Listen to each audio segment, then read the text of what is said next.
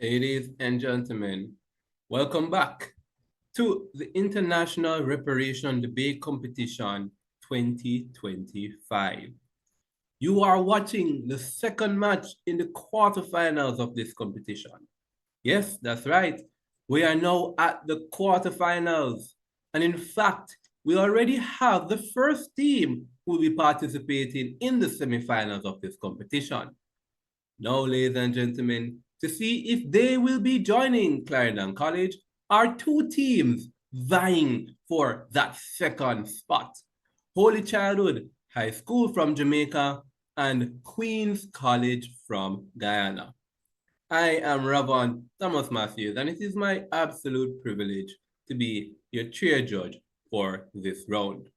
Accompanying me are two talented individuals who will be serving as my wing adjudicators, and I'd like to invite them to introduce themselves, starting with Mr. Shavar Campbell.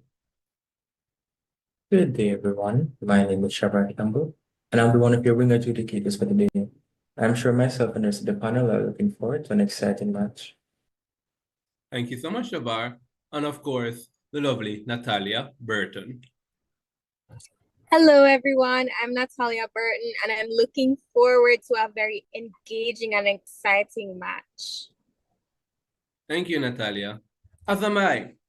And of course, this match or this competition would simply not have been possible without our partners and sponsors. So we want to take the opportunity to tell them a big thank you.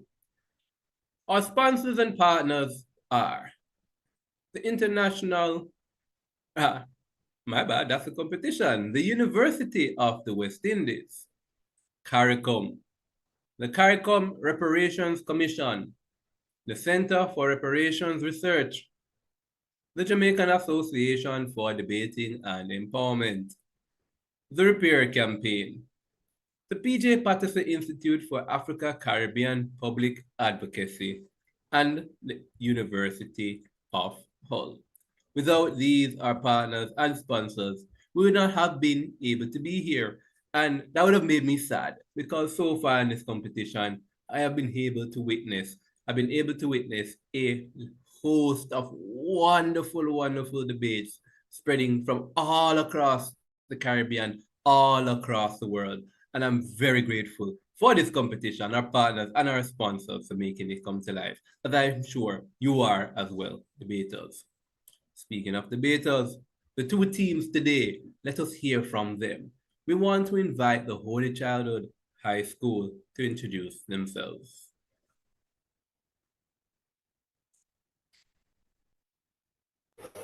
Good morning, everyone. My name is Dejane Walls, the first speaker for this team. Good afternoon, everyone. My name is Tisha Minot, and I am the second speaker. Good afternoon, everyone. My name is Janae Reed, and I'm the third speaker. Thank you very much. And of course, the Queen's College from Guyana. Please introduce yourselves. Good afternoon, everyone. My name is Surya Walcott, and I'm the first speaker for the opposition. Good afternoon, everyone. My name is Akila Hardin, and I am the second speaker of the opposition. Good afternoon, everyone. My name is Arthur Roberts, and I'm the third speaker of the opposition. And thank you very much, Queen's College. Now, of course, the teams and of course you, our viewing audience, are fully aware of the rules that govern this competition. But here's a quick refresher course. The first minute of each speech is called protected time, during which no points of information will be allowed. Outside of this first minute, we absolutely encourage points of information. And on the topic of speeches, the first speaker, you will be allotted 7 minutes. Second speaker from both teams, 6 minutes. And the third and final speaker, who we like to call the reply speaker, you will be provided 5 minutes to conclude this debate. Of course, during the speeches, at the end of segments of the speeches, we will see that exciting and always good fan favorite engagement of the cross-examination. And I'll tell you a little bit more about the cross-examination when we get there. So, you know the two teams vying for the spot. Let me tell you the motion that they will be debating, and let's get the show on the road.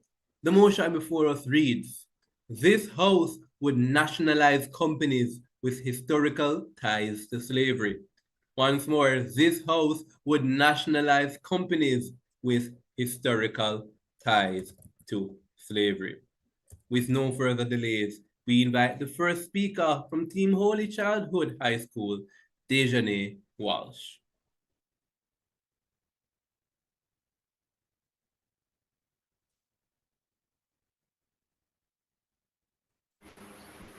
Okay. Get up, stand up for your rights. A popular quote from Bob Marley. Good afternoon, adjudicators, members of the proposition and opposition. I am Dejane Walsh, the Prime Minister in today's debate. That lyric wasn't just a chorus for concert. It was a war cry from the soul of the Caribbean, a call passed down from the Maroon warriors in Jamaica, the revolutionaries in Haiti, and the rebels on every sugar estate who chose dignity over submission. But today, in 2025, why are we still standing up for rights that we should already hold? Why are companies that were built on the back of our ancestors still making billions, while the descendants of the enslaved fight for equity, land, and legacy? This is why we on the proposition stand firmly on the motion. This House would nationalize companies with historical ties to slavery, not as a vengeance, not as charity, but as justice that is long overdue. Let's first define exactly what we mean. To nationalize means to take a private company or industry and bring it under public ownership. In this debate, nationalization means reclaiming companies that were built directly or indirectly off the forced labor, exploitation, and suffering of enslaved Africans. Historical ties to slavery refers to companies that either owned enslaved people, profited from slavery-related industries like sugar or cotton, or were financed by the capital that came from the transatlantic slave trade.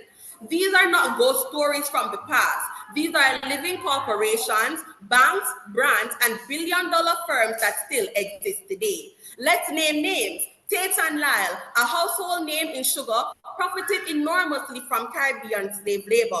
Barclays Bank grew rich from financing slave voyages. Lloyd's of London, now a global insurance giant, was originally built off of the back of enslaved Africans who were insured as property.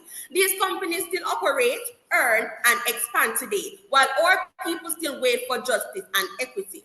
So when we call for nationalization, we're not asking for handouts. We're demanding the return of stolen wealth. This is not theft, it is restoration, it is reparation in action.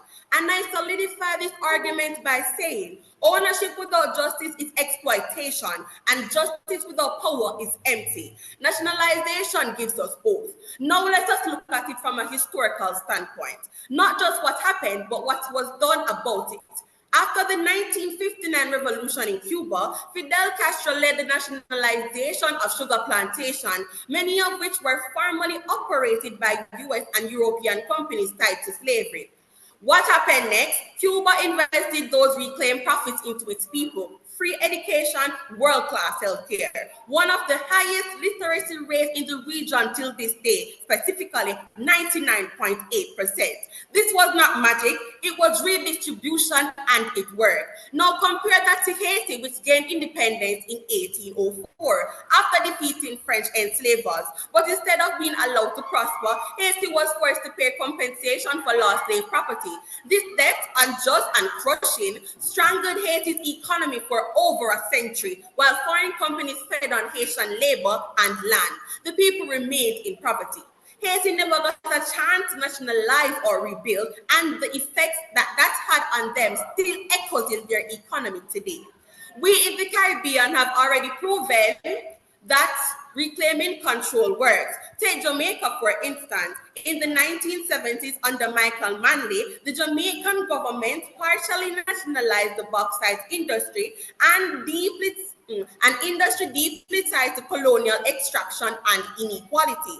Though the multinational companies retained some influence, Jamaica gained greater control over production, pricing, and profits, allowing the state to channel revenue into education, healthcare, and national infrastructure.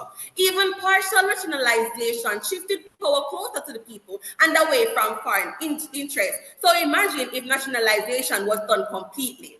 The truth speaks for itself. The nations that reclaim control move forward. The ones who didn't stayed stuck. Nor our opponents will likely come with arguments and things and say, but nationalization scares investors, or isn't it better to collaborate with these companies instead? But tell me, how do you collaborate with a corporation whose entire legacy is built on stolen lives? How do you trust an industry that has never paid its moral or financial debt? Their arguments ask us to be polite while waiting for change. But slavery wasn't polite, colonization wasn't cooperative, and exploitation was never up for negotiation. This motion is not about rewriting history. It's about finishing what was never resolved. Because until wealth, ownership, and opportunity are returned to the people that it was taken from, freedom will only ever be partial. So once again, I return to Bob. Get up, stand up for your rights. And I say to this House and to the judges and to our lovely opposition, it is time to stop asking for justice politely. It is time to stop clapping for symbolic apologies while corporations break in billions. It is time to reclaim what was taken. We reclaim, we rebuild, and we nationalize. Thank you. And thank you very much to the first speaker from the proposing team, Holy Childhood High School. We now invite the first speaker from Queen's College to open the debate for that side of the House. That speaker, Soraya Walcott. Mr. Speaker, esteemed adjudicators, members of the House, pleasant afternoon. Today, we, the opposition, firmly reject the motion this House would nationalize companies with historical ties to slavery. Let us first define the core of this debate. The opposition understands historical ties to slavery to refer to the enduring legacies and connections stemming from the transatlantic slave trade, whether through direct financial gain, logistical support, or inherited capital, from which modern companies have benefited. Now let's be clear. We do not oppose reparations. We oppose reckless, economically unsound methods of justice. And that is exactly what the proposition promotes. The proposition suggests that nationalization gives the government the power to redirect profits towards the public good. Mr. Speaker, nationalizing major companies is not a mild inconvenience. It is an economic earthquake. Let us learn from those who have walked this road before. Consider the case of Guyana in the 1970s, a nation eager to reclaim its economic sovereignty. After nationalizing both the sugar and bauxite industry, what followed? According to an International Monetary Fund report titled Colonial Origins, Institutional and Economic Performance in the Caribbean, Guyana emerged from its commodity boom with its reserves exhausted, its public utilities barely functioning, and real wages slashed by 40%. All in the name of justice, all to the detriment of the people the government claimed to uplift. So I asked the proposition, what happens when the companies you seize no longer produce the tax revenue that funds your welfare program? Who pays when they underperform? Ironically, it's the descendants of the enslaved, the very people who deserve reparations, who will bear the fiscal burden. And let's not forget, nationalization isn't just a line on paper. It requires billions in management costs, oversight bodies, and anti-cooperation frameworks. And even then, there is no guarantee of success. When a government takes over an industry, it inherits its risks, debts, and liabilities. You may own the cow, Mr. Speaker, but now you have to feed it. The proposition argues that companies with slavery-linked histories deserve to lose their assets as punishment. Mr. Speaker, slavery was an atrocity rooted in generation, but so too is time. Let's consider a difficult but important truth. Many of these companies now have Black shareholders, employees, and executives, some of whom are themselves descendants of the enslaved. Consider JP Morgan and Chase. Today, it has millions of Black shareholders through pension funds, retirement accounts, and mutual funds, or even Bank of America, which inherited institutions involved in slavery, but whose public shareholders now include Black communities across the United States. Even Green, King, and Lloyds of London, infamous for their historical involvement in slavery, are part of public trade or syndicated systems where ownership is widely distributed. So I ask the House, if you nationalize these companies who are really punishing, are we correcting injustice or stripping wealth and opportunity from the very people we claim to uplift? And what would nationalization actually require? Compensation. Yes, legal compensation to the shareholders, many of whom are innocent of any wrongdoing. If you nationalize a company International law requires you to pay for it. So now taxpayers, again, including the very descendants of the enslaved, will have to pay twice over. First, for the historical crime, and second, to buy back the companies that committed it. The proposition proposed that nationalization can be done carefully with strong legal framework and historical research. Honorable members of the proposition, even if we agreed in principle, how would you implement this in practice? Just look at land reform in post-apartheid South Africa. The government has spent decades attempting to return land to dispossessed South Africans. According to the Institute for Poverty, Land and Agrarian Studies, these efforts has been marred by slow verification, costly litigation, and deep administrative inefficiencies.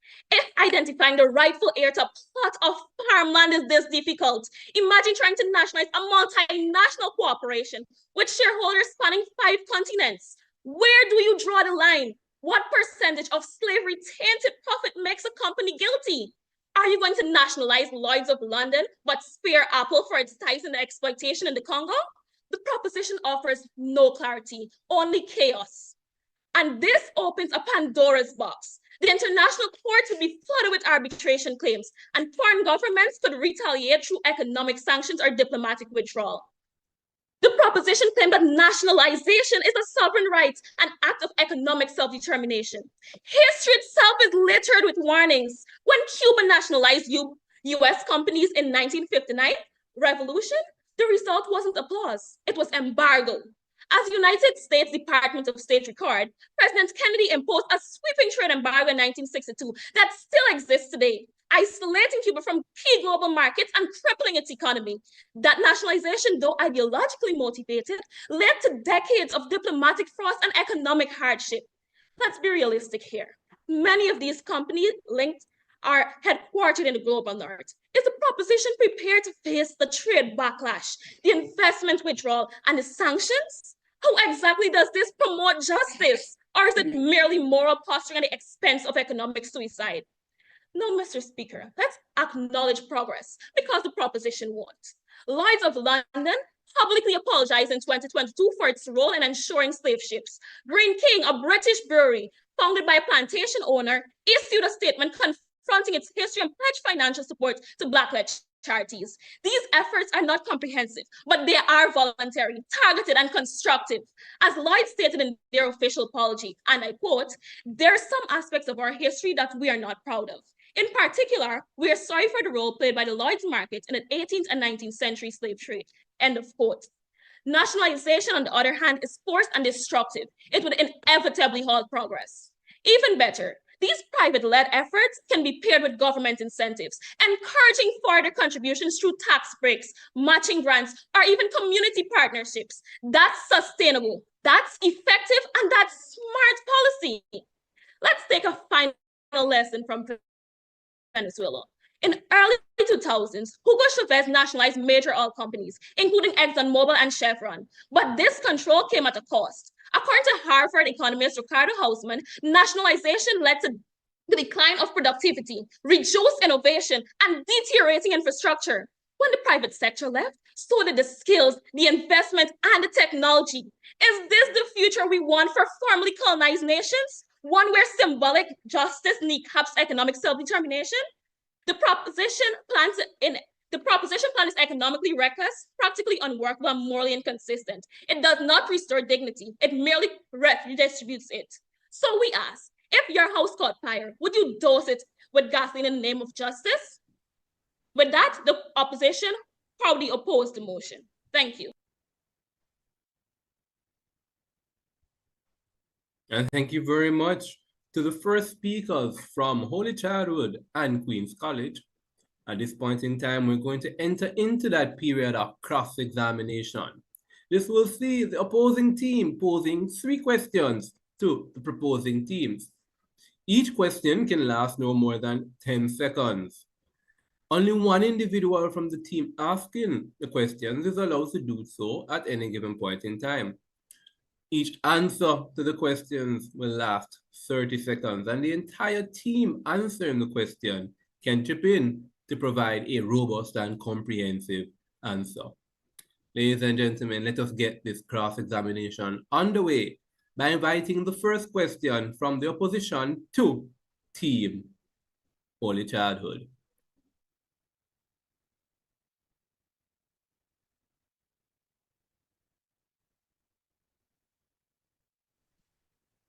Are you suggesting that current shareholders and employees be held accountable for actions committed centuries ago by a different generation? Sorry, can you repeat the question, please? Sure, no problem. Are you suggesting that current shareholders and employees be held accountable for actions committed centuries ago by a different generation?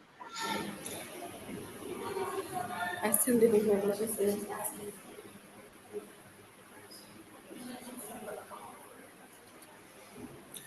No, I am not. Well, I am saying yes and no to that question. I'm not saying that the current shareholders should be held accountable. However, they are benefiting off of what their ancestors did. The same, well, the term old money, they're the ones that are currently having money or profits from their ancestors off of things that they did in the past. And don't you think that money came from us? So don't you think they should be liable to give that money back to us?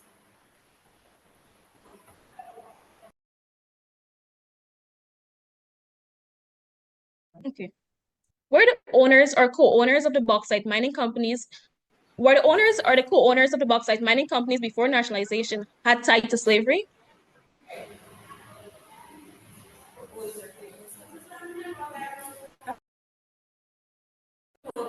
Sorry, we cannot hear. Did the owners or co-owners of the bauxite mining companies before nationalization had any tie to slavery? Yes, they did. They invested money not only in the bauxite industry, but for the miners of the bauxite industry. They invested that money. So yes, they did have ties to slavery into the miners.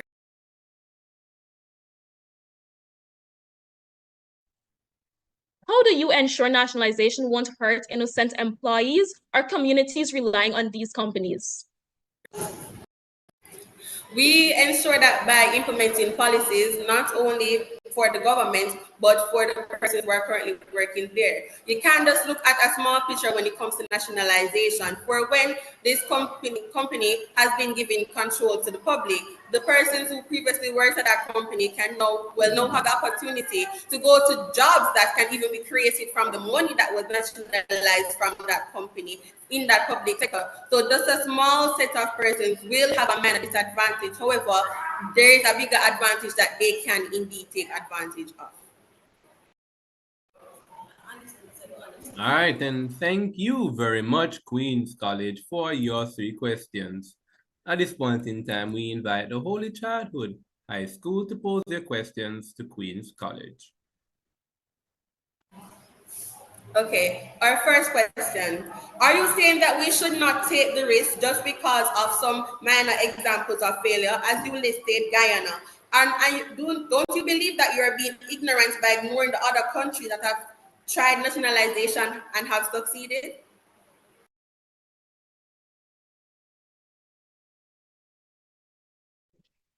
Firstly, these aren't minor examples of fail. We see that most examples of nationalization eventually led to failure.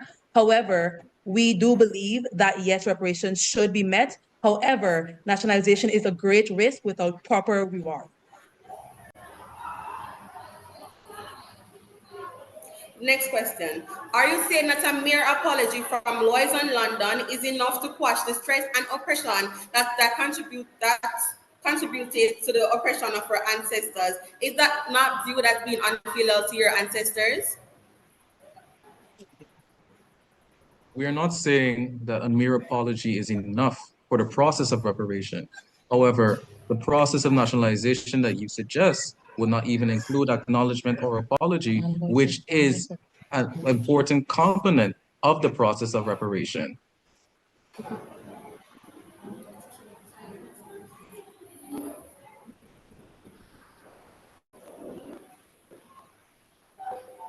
The next question is, in light of the historical exploitation tied to these industries, how can we trust them to operate with integrity if they remain in private hands? I don't think I heard. Kindly repeat the question.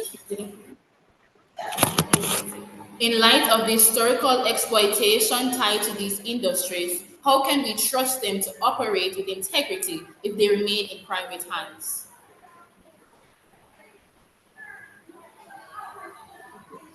That is a hypothetical question that we will never be able to truly answer. But an even better question is, how can we trust the state to be able to provide direct reparations to communities when the companies are put into their hand, when the state has proven over centuries that they are just as capable of failing the economy and its members of society? And thank you to both teams for that period of cross examination. At this point in time, we're now going to invite the second speaker from Team Holy Childhood High School to present their case.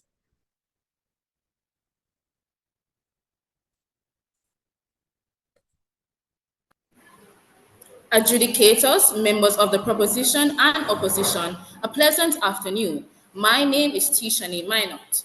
The opposition needs to understand that nationalization only becomes chaotic if it's done recklessly. In well-managed cases, the opposition needs to understand in well-managed cases is a strategic and structured transition, not a free fall. In fact, the only real chaos comes when the industry themselves resist the shift and attempt to sabotage the process to protect private interests. If these entities were truly committed to public good, the transition would be smoother. Building on the powerful case laid by my first speaker, I now turn to the practical side of nationalization. In any given moment, we have two options: to step forward into growth or step back into safety or profit in the opposition's case. Firstly, nationalizing key industries opens the door to real, measurable growth. Growth that doesn't just sit on balance sheets, but show up in everyday lives. Instead of profits slipping into the hands of private or foreign investors, they're poured back into the nation, into schools that need resources, into clinics that need staff, into communities that have long been overlooked. Picture an education system where teachers are properly trained, classrooms are well equipped, and every child has access to opportunity. Or a healthcare system where wait times shrink, rural clinics stay stocked, and coverage actually reaches those who need it most. Public transport becomes reliable, affordable housing stops being a dream. But this isn't just about services, it's about justice. Reinvested profits can help lift up communities that were pushed to the margins by colonialism and capitalism. When people have stable homes, quality healthcare, and good schools, they don't just survive, they thrive. That's not wishful thinking, it's a progress you can chart in rising GDP, falling unemployment, and better lives for more people. Secondly, nationalization empowers the government to drive meaningful job creation and long-term economic stability by targeting regions hit hard by neglect, unemployment, and inequality. Rather than leave investment decisions solely in the hands of profit-driven companies, restructuring allows for the creation of real careers, while vocational training centers and apprenticeships equip people with skills that boost local economies. This approach isn't about inflating job numbers, but about empowering communities and fostering self-sufficiency. Critics might ask, how can we trust the government to manage industries better than the private sector? Yet, when private companies have repeatedly demonstrated a willingness to sacrifice worker welfare and community well-being in pursuit of profit, it becomes clear that a nationalized model can place the people, those who are truly the ones that make a country flourish, above the relentless drive for profits.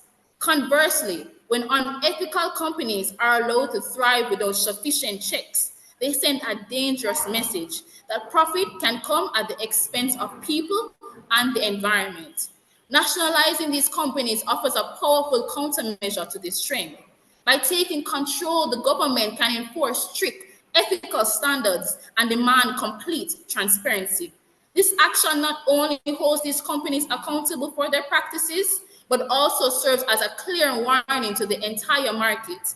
Continue on an unethical path, and you risk losing control of your business to public authorities.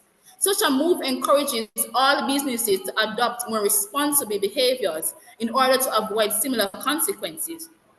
Over time, this pressure helps to shift corporate culture toward one that values responsibility, sustainability, and fairness.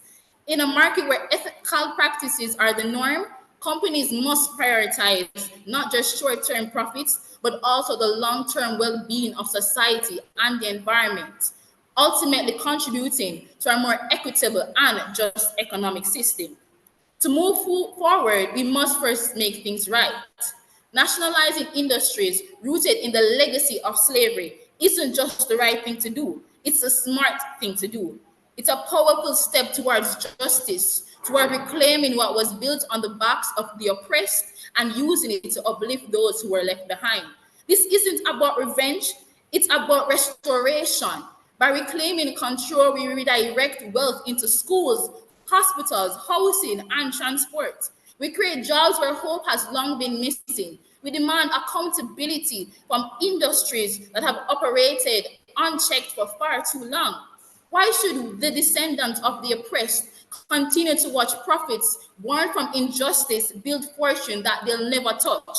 We must act not just with conscience, but with purpose, because the progress doesn't just acknowledge the past, it rebuilds the future. Thank you. And thank you to the second speaker from Holy Childhood High School, Tishane Minot. We now invite the second speaker from the Queen's College in Guyana to present their case. That speaker, of course, being Miss Akila Harding. Esteemed judges, honorable members of the government, distinguished guests, good afternoon to you all. Saint Bernard of Clairvaux once said that the road to hell is paved with good intentions. And while the call to nationalize companies with historical ties to slavery may arise from a sense of justice, a policy like this, born of rectification, risks becoming a tool of harm, perpetuating the very same inequalities it claims to address, and sowing division instead of healing. Our first speaker laid the groundwork, exposing how nationalization could destabilize economies and exacerbate disparities. I now expand on why the opposition stands firmly against the motion this House would nationalize companies with historical ties to slavery by proving that this measure is not just ethically flawed, it is a moral injustice that affects both the descendants of the oppressed and society as a whole. Firstly, state control is not reparative justice. Seizing private assets doesn't absolve guilt. It merely hands profits from one historically complicit institution to another. So now the state, which let us not forget, enabled slavery themselves, would benefit from the very structures it once endorsed? How quaint. We want reparations, not the rebranding of the very institutions that channel these injustices. And what's even worse, this sets a dangerous precedent. As a pro-market article dated May 20, 2023, titled The Business of Colonialism highlights, colonialism was enabled by cooperation, and the same goes for most historic organizations. They were all built on some form of labor injustice. Therefore, if you justify state takeover for slavery, then why stop there? Should we nationalize companies with ties to colonialism, apartheid, genocide? Maybe we should even go as far as to seize the very governments that permitted them.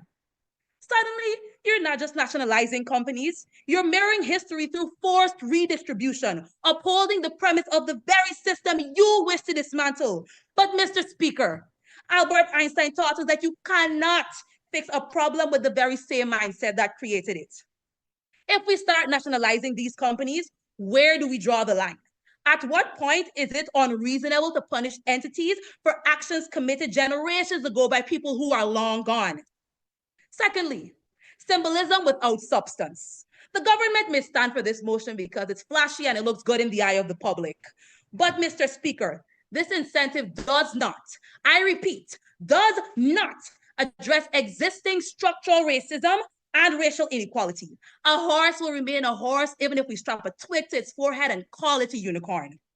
The second speaker explained that private companies can exploit labor, but state-run enterprises can still exploit workers, underpay Black labor, all while dodging real reckoning. An article written by The Star, May 10, 2022, stated that more than 2,000 employees of the National Water Commission in Jamaica, a former private corporation, went on strike due to wage stagnation, and an article posted by the Jamaican Gleaner, May 8, 2009, proved that this struggle has existed for more than a decade. The first speaker even mentioned the nationalization of the sugar industry in Guyana, 1976, and how it immediately, let me say that again, immediately led to decades of worker protests over poor conditions and low wages. So, Mr. Speaker, if the state becomes the master and workers still suffer, where is the justice? What have we truly achieved? Finally, there are better pathways. If the members of the government truly seek real change, then make companies confront their past. That is where true accountability is. Don't erase the crime via nationalization, expose it. South Africa's Truth and Reconciliation process offers a much stronger framework. This system calls for perpetrators to admit their crimes and even propose taxes on corporations that profited from apartheid. And these funds were used to fund restitution. We should adopt a similar model. Take, for example, corporations like JP Morgan Chase. Its predecessors used enslaved people as loan collateral. Since then, the company has acknowledged its past and created a $5 million scholarship fund for Black students in Louisiana. Or even Georgetown University, who not only apologized for selling enslaved people, but funds a $400,000 per year reparations program. These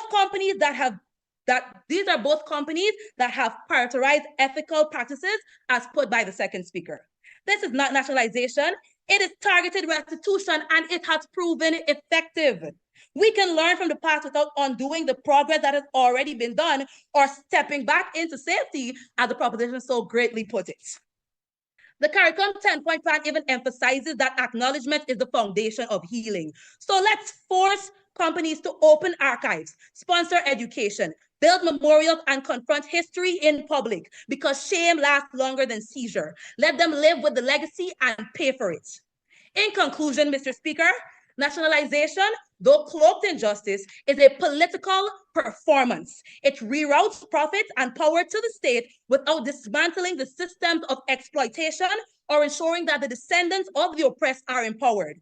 True justice demands more. As the opposition, we do not deny the horrors of slavery, no. We confront them with eyes wide open. But we refuse to accept hollow gestures of justice. We demand change that restores, reforms, and reckons. Mr. Speaker, let us not settle for performative justice. Let us instead demand something deeper. Restoration over revenge. Storytelling over silence, and exposure over erasure. For only there, distinguished members of the House, in that deeper reckoning, does justice truly live. Thank you. And thank you very much for concluding the second segment of speeches. At this point in time, we will engage into another period of cross-examination and invite Queen's College to pose questions to Holy Childhood.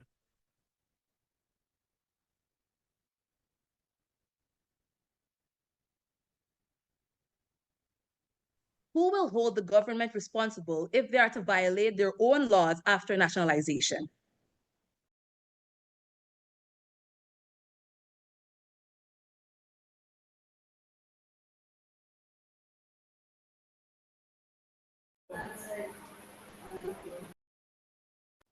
Can you repeat the question, please? Who will hold the government responsible if authoritarian moves are made during nationalization? I believe that the persons that will enlist or hold the government responsible is the public themselves. The public have a voice to free speech. If the public realize that they're not being benefited by this nationalization, then themselves will also speak up about it. Thank you. How does giving the state control over companies ensure that reparatory justice has been granted?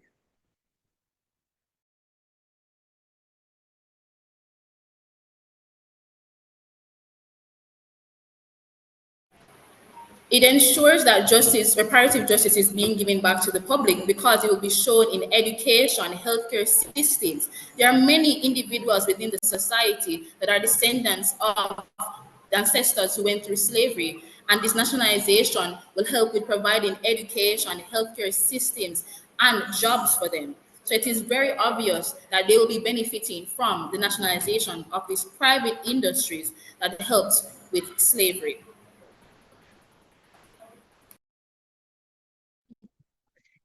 If nationalization leads to stability and prosperity, how do you explain the mass migration out of Cuba over decades, including that of doctors and educators?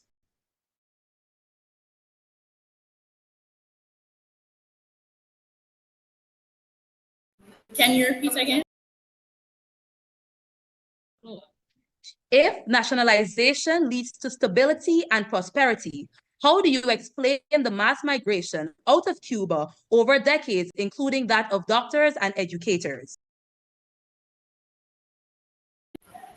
That cause was only due to problems within the economy itself, not having to do with nationalization of industries.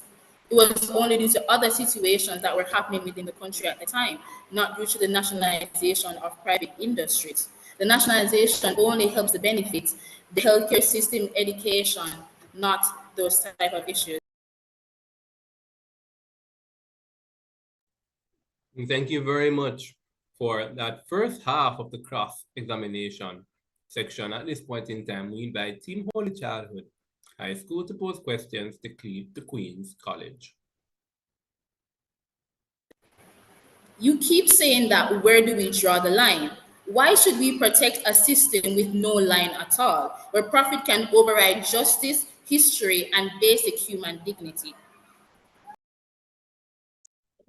We do not wish to protect the system that enforced slavery, if that's what you mean. However, we do wish to protect the descendants of the oppressors, because these individuals are innocent in the battle of it all.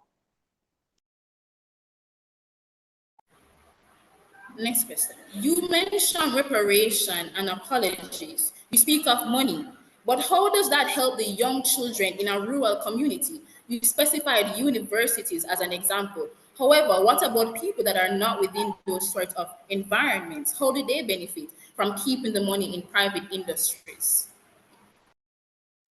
Well, outside of education, a lot of the companies that have apologized for their actions during the era of enslavement, they have also provided reparation funds, as well as community and social outreach that not only reaches out to the top percent, but also to people in lower economic stratas. Okay. Next question. Given the vast profits made from slavery, do you believe that the continuation of private ownership is a form of perpetuating the system inequality created by slavery? And how do you reconcile that with your stance on private ownership? I'm sorry, the audio disconnected for a second there. Can you please repeat that? Given the vast profits made from slavery, do you believe that the continuation of private ownership is a form of perpetuating the systemic inequality created by slavery? And how do you reconcile that with your stance on private ownership? No, not at all. We see the economic disparities left behind by slavery itself. However, we also have to understand that this is not what the debate is about. We are talking about nationalization and its ability to fix these economic disparities that we so speak of.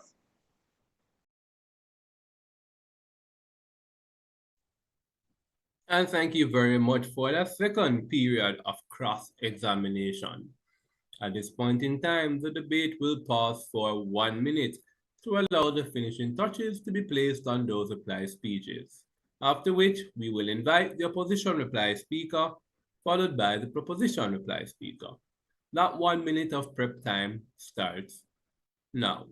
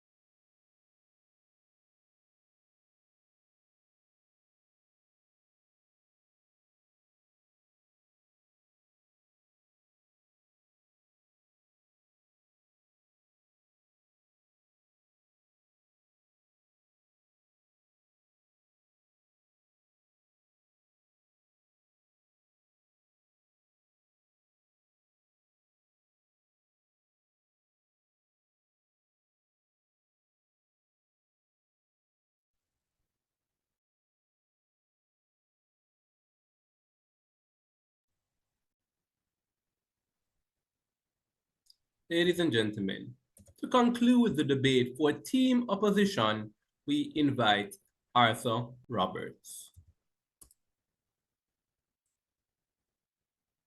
Honorable Speaker of the House, esteemed judges, honorable members of the proposition, attentive audience, good afternoon. The proposition has spent the duration of this discourse defending their belief that the nationalization of companies with historical ties to slavery is an effective form of reparation. Though the proposition has attempted to conceal the harm of such an action through claims under the utopic view of reversing inequality and forcing the hands of these companies to pay for their wrongs, the opposition will not abandon their stance, defiantly declaring that the nationalization of companies simply for their historic ties to slavery is not an action that aligns with restitutional and reparatory reform, and in all does not have the benefit of the descendants of the enslaved at its core. The members of the proposition have attempted to convince us that nationalizing these long-lasting companies will not only correct their wrongs, but will start a shock wave that will eliminate inequality in our societies. However, Honorable Speaker of the House, inequality in our societies is not an attribute that can be simply catalyzed out. Such an issue is extremely deep-rooted in access to facilities such as healthcare, education, and loans, and it allows mobility through social groups. However, nationalizing a company with ties to slavery hits none of those key terms. How then, honorable members of the proposition, how then is nationalization dismantling the structural components of the issue of inequality? Further, Mr. Speaker, honorable members of the proposition, how does nationalization achieve the atonement of the said wrongs? How is nationalization being considered an act of reparation? The misguided members of the proposition have labeled the action of nationalization as a reparation without addressing that nationalization grants nothing to the people, but is an economic, legal, and financial transfer of assets to the state. In the words of Nelson Mandela, justice is not achieved until those who suffered see meaningful change in their lives. How can the proposition call this justice? Further, how can the proposition even suggest that these companies be dissolved after evolution of the companies over time? What are we going to do with the stakeholders who are descendants of the victims of enslavement? What are we going to do to the communities that benefit from these companies? What are we going to do to the employees who are descendants of the victims of enslavement when these companies are dissolved? The second speaker claimed that nationalization would allow us to step forward into growth instead of stepping back into safety. However, Mr. Speaker, we must note that nationalization and reparation are two distinct concepts. Reparation is defined by the acknowledgement of wrongdoings, the guarantee of non-repetition, and the process of reform. And honorable members of the proposition, despite you have not mentioned it, nationalization grants none of the above.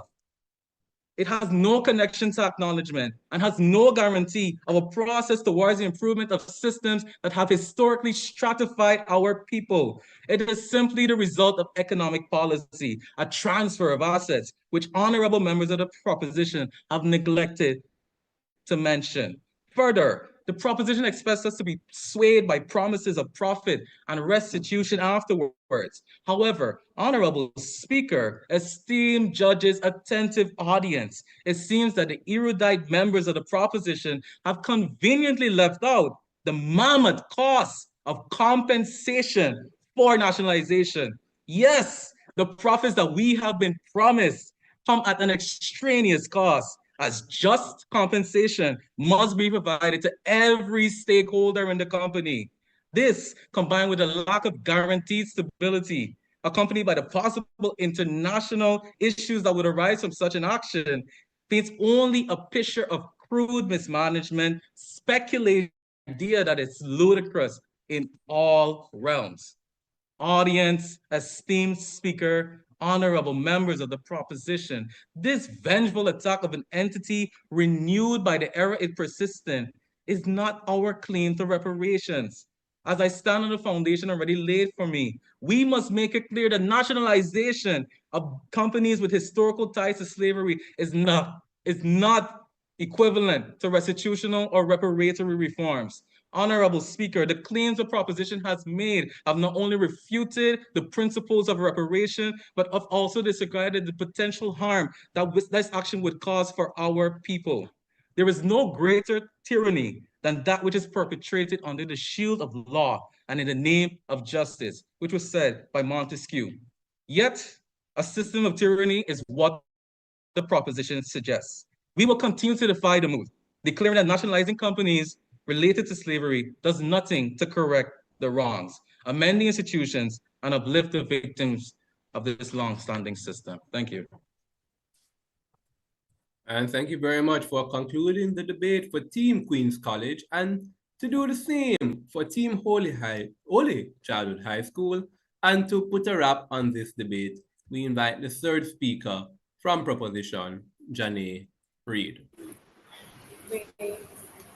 Good afternoon, esteemed judges, fellow debaters, and members of the House. I am Jenny Reid of the Holy Child High School. We stand in firm support of the motion. This House would nationalize companies with historical ties to slavery. My teammates have laid out the moral imperative and the systemic injustices that underscore the necessity of this action. I am here to address the functionalities and the undeniable right to restitution. We believe that the opposition have their facts cross-eyed and are doing nothing but proving their ignorance by saying that nationalization doesn't have the enslaved descendants at its core. Why is the opposition so quick to highlight the failures of nationalization, but completely silent on its success? Our opponents have raised concerns about legal challenges, economic consequences, and the difficulty of tracing historical ties. Let us carefully dismantle these arguments one by one. Yes, legal hurdles do in fact exist, but they are insurmountable. International law has acknowledged the principle of reparations for historical injustices. The concept of restorative justice is not new. We've seen it applied in various contexts, from post-slavery struggles to addressing the legacy of apartheid. Restorative justice is not a fantasy, it is reality. The legal framework can and must be adapted to address this unique and profound injustice. We're not talking about seizing property without due process. We're advocating for a structured, legally sound process that acknowledges historical culpability and facilitates restitution. Secondly, the economic consequences they predict are alarmist and built solely on speculations. They speak of rapid movement of assets outside of countries and market disruption. But what about the centuries of capital flight that occurred through the forced labor and exploitation of enslaved people? What about undeveloped financial markets and excessive regulations that continue to prolong economic inequality? Nationalization, when implemented strategically, can be a tool for economic redistribution, not destruction. We are not proposing a blanket seizure of assets. We're advocating for targeted nationalization, which involves the government taking control of specific industries and not a broad sector, coupled with reinvestment in communities that have been viewed and treated as insignificant. This is about correcting an economic imbalance that has persisted for generations. Thirdly, yes, there is difficulty tracing historical ties, but these difficulties are not unconquerable. Modern genealogical research, historical archives, and forensic accounting are and can be used to create historical linkages. We are not demanding absolute precision, but a robust and transparent process that acknowledges the enduring legacy of slavery. Companies that directly profited from the slave trade are those whose current wealth is undeniably derived from the historical exploitation must be held accountable. Let us be clear. This is not about punishing descendants for the sins of their ancestors. This is about acknowledging a historical debt that remains unpaid. Wealth that accumulated through slavery did not just disappear. Instead, it was invested, compounded, and passed down. Victims of these systems were denied the benefits, and their descendants are constantly faced with inequalities that continue to plague our societies. We are not talking about abstract concepts. We are talking about the descendants of enslaved people who still face unbalanced poverty, limited access to education, and systemic discrimination. We're talking about communities that have been continuously denied the opportunities presented to others. Many banks, insurance companies, and other organizations that have roots in the economic system that profited from slavery still operate today, while the descendants of the victims are faced with inequality, discrimination, and are left in systemic poverty. Nationalization is not a radical solution. It is a necessary step towards achieving justice and equity. Corruption in the government is a debate that may arise, but it is important to acknowledge that corruption exists in all sectors. We cannot allow fear to deter us from pursuing economic and social stability. Plus, the government simply acts as a bridge, facilitating the transfer of assets from the private sector to the public, where they are reinvested for the benefit of all. It may be questioned, why focus on the past when we should focus on the present? But the past is inextricably linked to the present. The systemic inequalities we see today are the direct result of historical injustices. To ignore the past will lead to repeating mistakes. We are not asking for charity. We are demanding justice. We are demanding restitution. We are demanding a future where the legacy of slavery no longer stands as a proud shadow over the lives of millions. We are demanding that this House nationalize companies with historical ties to slavery. Get up, stand up. Through nationalization, we fight for our rights. Thank you. And thank you to both teams for an exciting and engaging debate. At this point in time, the judges will now excuse themselves to a deliberation room, after which we will return to you with the outcome of this match.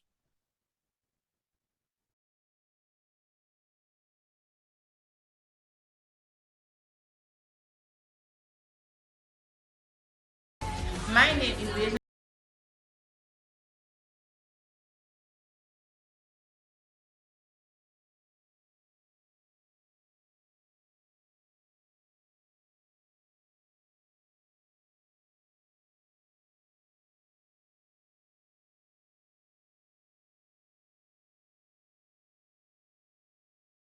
general knowledge. The Holy Child High School is best known for excellence, resilience. Our ladies portraying a sense of dignity. Oh yes, and the blue skirts. No guesses, just facts. Holy Child High School has the answers to that. International Reparations Today, we're coming in hot. Greetings, everyone. My name is Archie Roberts, and I am a member of Queen's College's team in the International Reparations Debating Competition.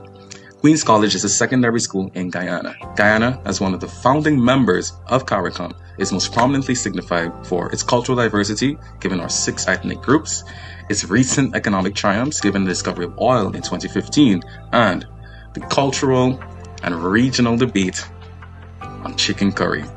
Queen's College as an institution, however, is most known for its status, CSEC and Cape School in the Caribbean. I love this debating competition. It's given myself and my team members the opportunity to showcase that Queen's College students do not only possess academic prowess. This and every round of debating is not simply a debate. This competition has allowed us to be ambassadors for our rights to reparation, ambassadors to the principles on which each and every Caribbean nation has been built. We are ready to earn our spot in the final of this, the International Reparations Debating Competition. Let's debate.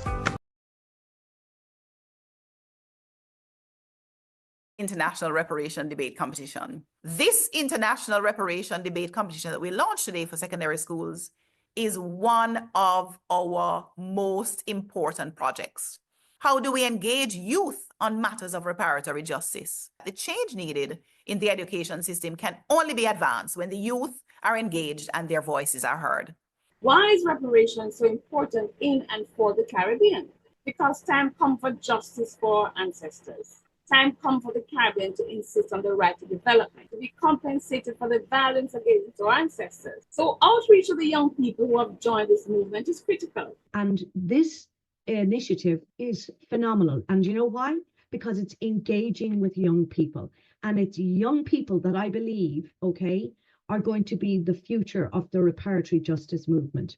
The greatest weapon that there is in this whole fight for reparatory justice is the young people of today. I hope this debate spurs a whole new generation of advocates for reparatory justice, and the UK and the EU have got to make amends for the ills of the transatlantic slavery. This is going to be a phenomenal competition. There is no mass movement that isn't a youth movement.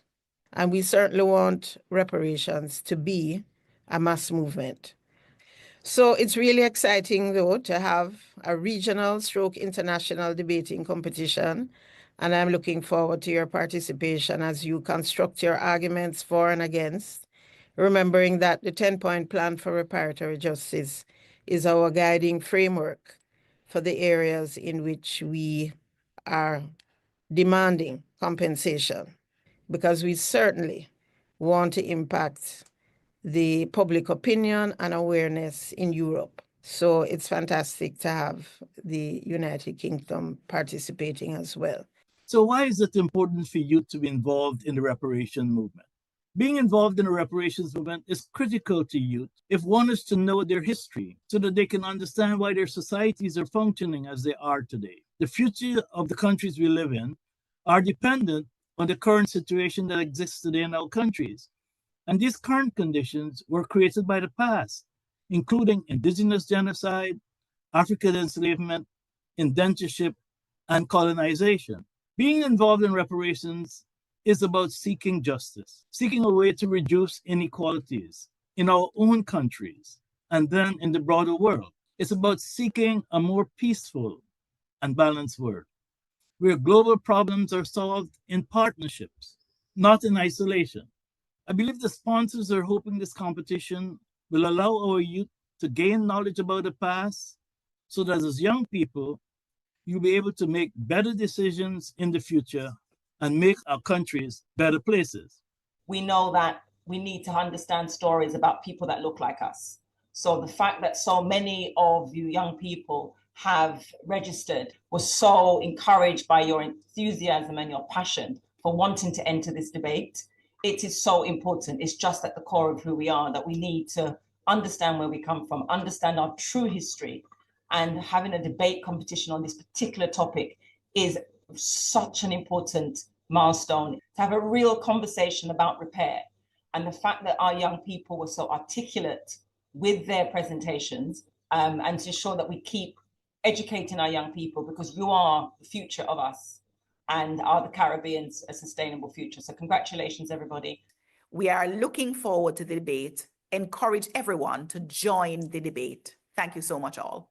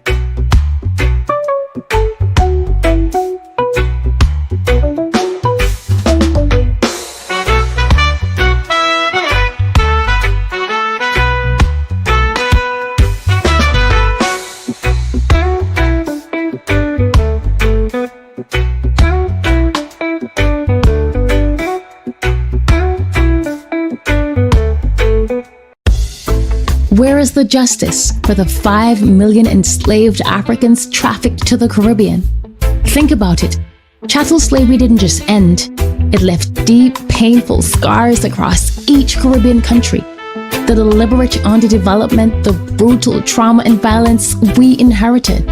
It's time to repair this damage so we can build thriving, sustainable economies where young people like us can dream big, achieve more, and live better lives right here in our own home. Do you see why repair matters? Stand with us, join the calls for justice, and sign the petition for reparations at repaircampaign.org/petition.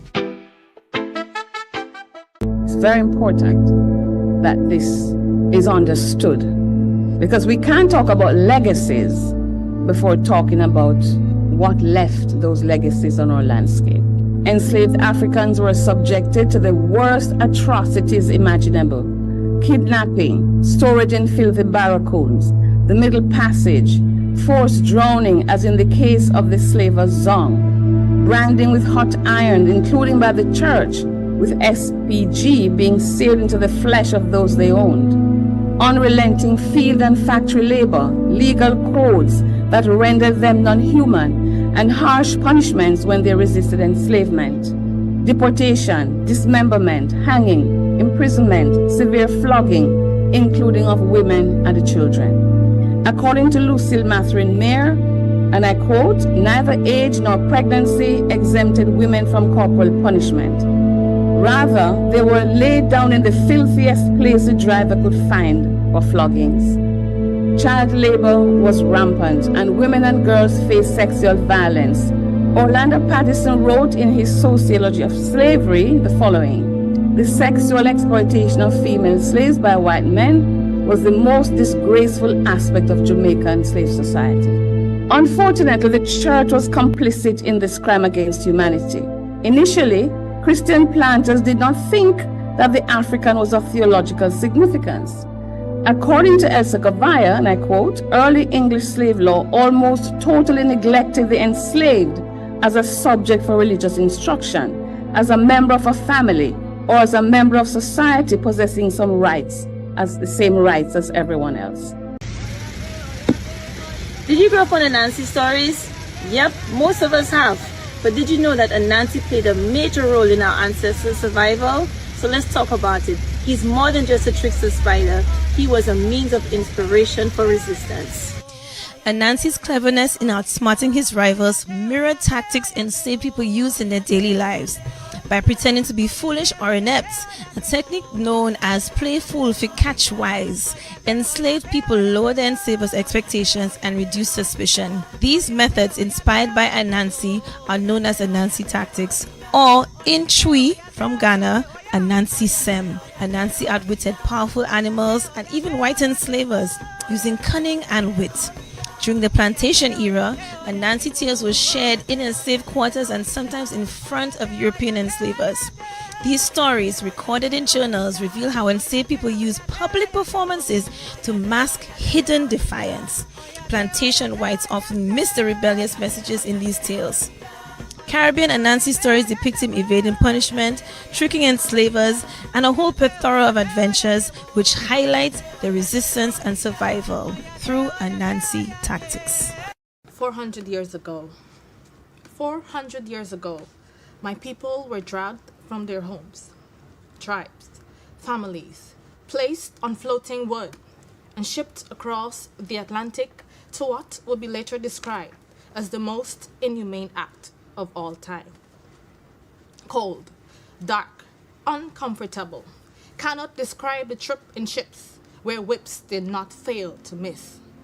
Injustice, rape and disgrace, blood rains, brute, force, ignorance, hate in their veins. Sweat and tears, labor revealed, produce from king fields only for the esteemed. 400 years of eroding one's pride, culture, heritage, value. 400 years of the iron chain, stringing up, leaving bare. Oh, but they never cared. Why fight when you would be met with sharp blades? So don't you dare cry out in fear. Why not plan escape with the plaiting of one's hair? Oh, the drums, listen, dance, communicate. For tonight we fight a battle not even death could spare. Blue eyes, white skin, master said that's beauty within. But guess what? Black, brown, gold, royalty, reparations, we are owed. Them say hassa, but we say cassava. That's where we get the strength from to beat and conquer. For tonight we're returning to Ghana. You may say, I'm a descendant of slaves because of the rich melanin that gushes from my pores. But I came to tell you tonight, I am not a slave, rather the descendant of kings and queens. I am the embodiment of the divine. I do not chase, I align, I attract. What's meant for me already has my name on it. I am the personification of beauty, the expression of love, the creator of life, the acknowledgement of freedom.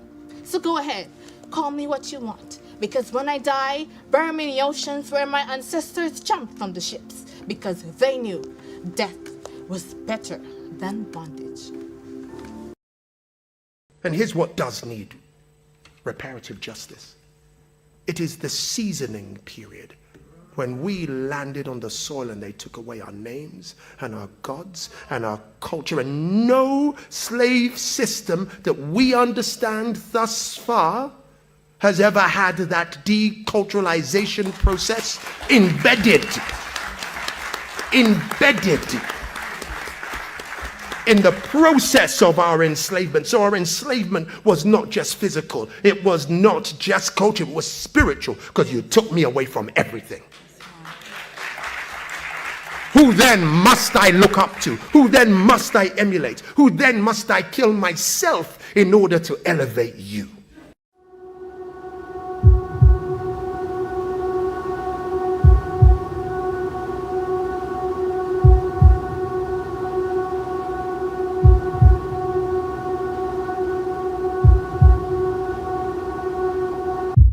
What is common about the wealth?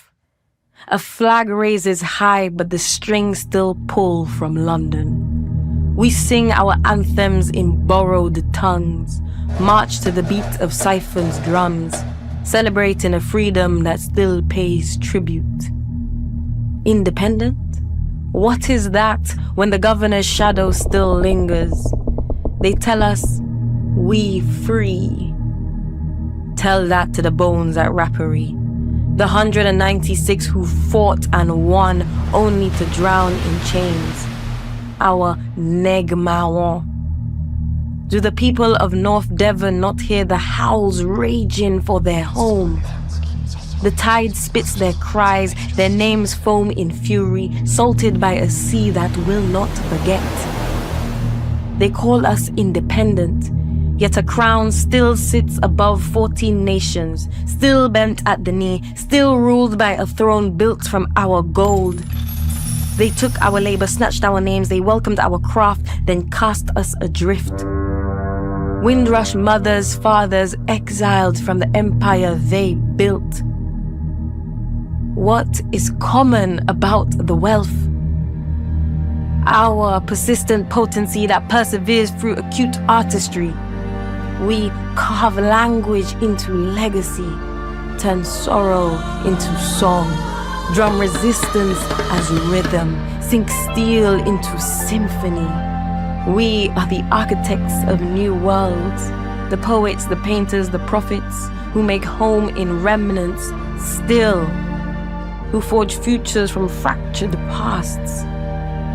They took the wealth, but we are the riches. And remember that chattel slavery of the African people was also genocide. This is not highlighted sufficiently. If you take my home island of Barbados in the Caribbean, the British brought 600,000 people into Barbados. 600,000 Africans were brought into Barbados. The black population of Barbados today is 280,000. How do you reduce 600,000 to 290,000 after 200 years? They brought 3 million into Jamaica. At the end of the slavery malarkey, there were just about 600,000. The survival rate of African people in the Caribbean was about 17%. It was horrendous. The Conference of Heads of Government of the Caribbean Community. But I will say to you, therefore, that the issue of reparations for the transatlantic slavery is an issue that we will take up with you, and that the appropriate apology and compensation is paid, and that the international community accepts that this should never happen again. And yes, Honorable Deacon Mitchell, Slavery is a crime against humanity.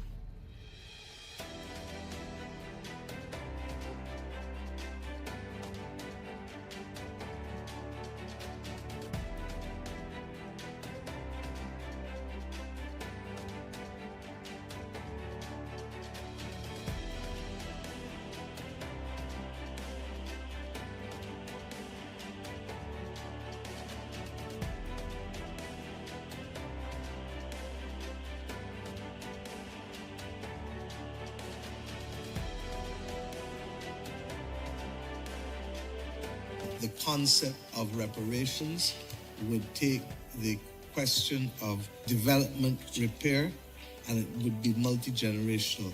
What needs to happen is face-to-face discussions, which we deem as absolutely important, because if you can't see me or hear me, it is not appropriate to be able to make a judgment as to who or what I am and what I should receive. Progress also means reparatory justice to heal historical wounds and climate justice to secure our future. We must be bold, demand what is old, and build a Caribbean that thrives.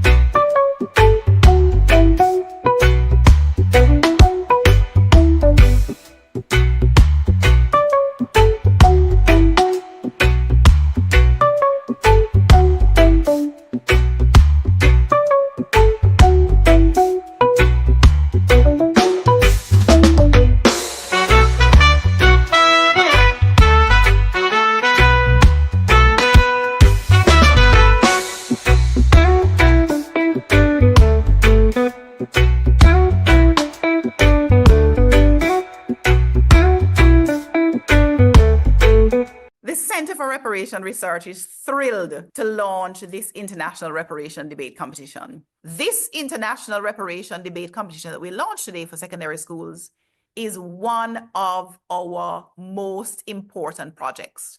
How do we engage youth on matters of reparatory justice? The change needed in the education system can only be advanced when the youth are engaged and their voices are heard. Why is reparation so important in and for the Caribbean? Because time comes for justice for our ancestors. Time comes for the Caribbean to insist on the right to development, to be compensated for the violence against our ancestors. So outreach to the young people who have joined this movement is critical. And this initiative is phenomenal. And you know why? Because it's engaging with young people. And it's young people that I believe, okay, are going to be the future of the reparatory justice movement. The greatest weapon that there is in this whole fight for reparatory justice is the young people of today. I hope this debate spurs a whole new generation of advocates for reparatory justice, and the UK and the EU have got to make amends for the ills of the transatlantic slavery. This is going to be a phenomenal competition.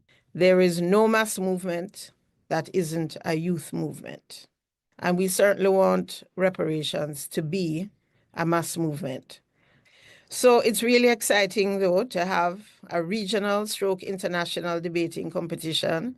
And I'm looking forward to your participation as you construct your arguments for and against, remembering that the 10-point plan for reparatory justice is our guiding framework for the areas in which we are demanding compensation, because we certainly want to impact the public opinion and awareness in Europe. So it's fantastic to have the United Kingdom participating as well.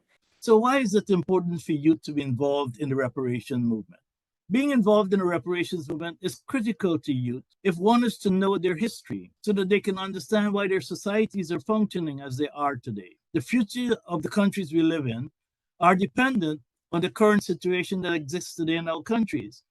And these current conditions were created by the past, including indigenous genocide, African enslavement, indentureship, and colonization.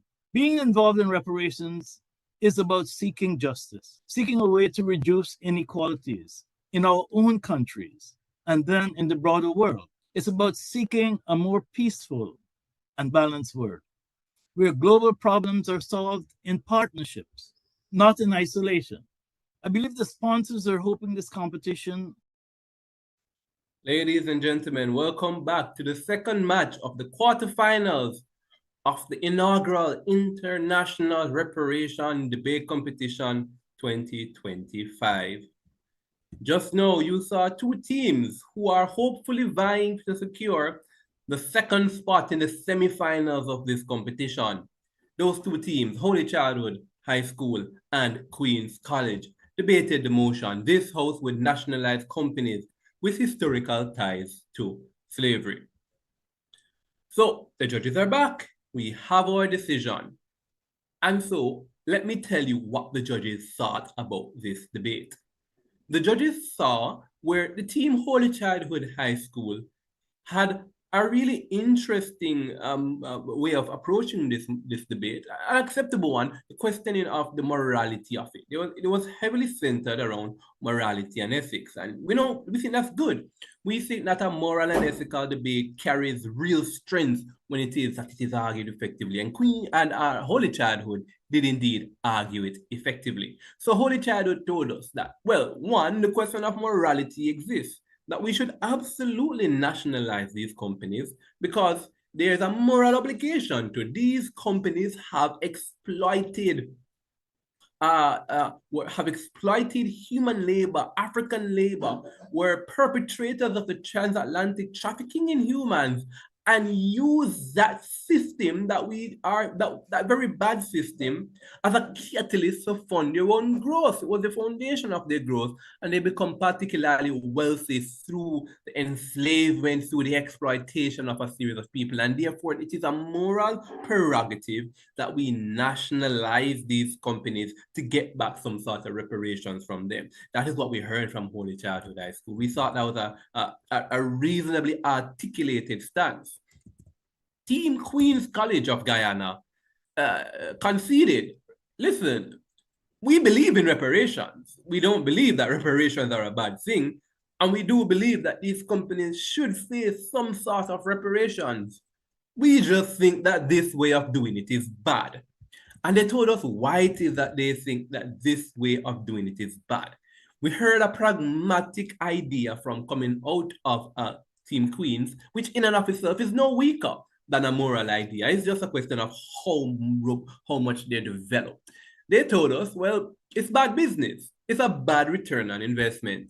They told us that one, nationalizing is not a simple thing. It is a hard thing. It's a complex thing. It is a billion-dollar, multi-billion-dollar initiative.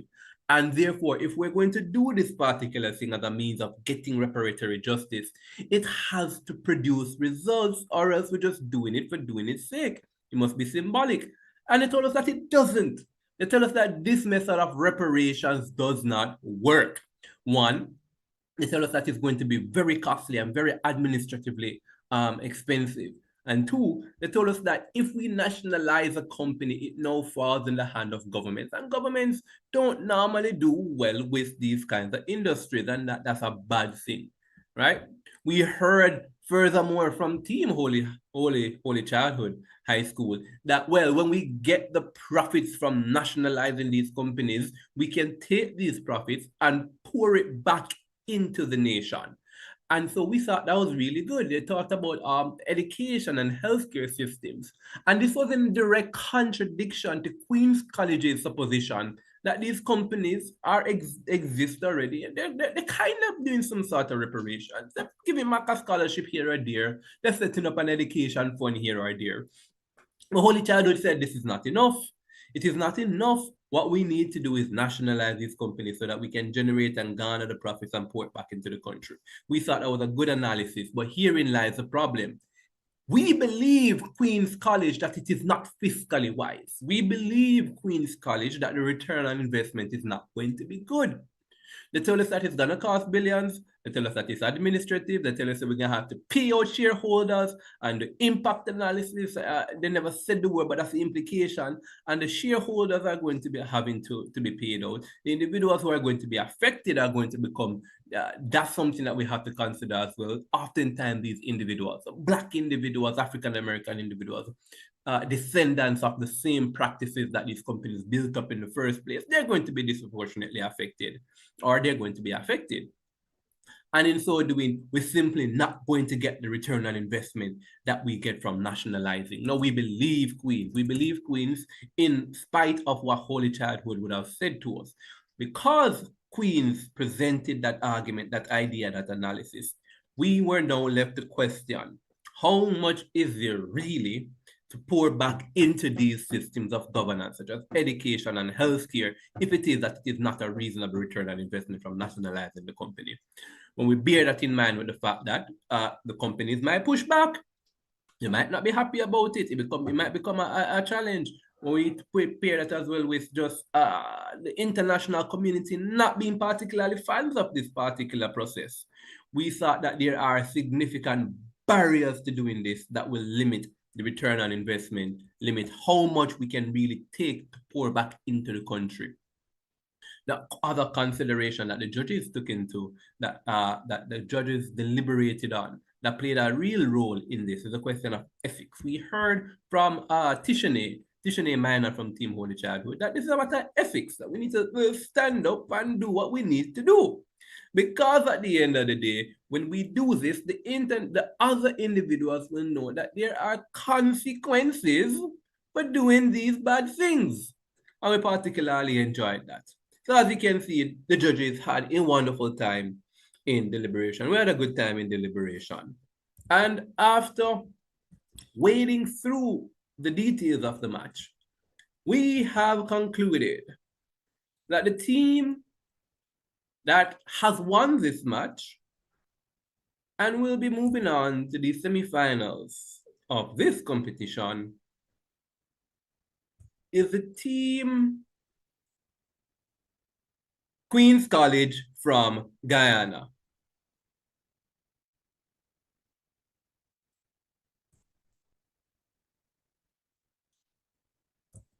Congratulations to Queen's College Guyana. The scores ending this match, a 5-point difference. Queen's College ends on 271 points to Holy Childhood High School's 266 points. The best debater from this match comes to us from the winning team, and that is the second speaker from Queen's College, Akila Harding.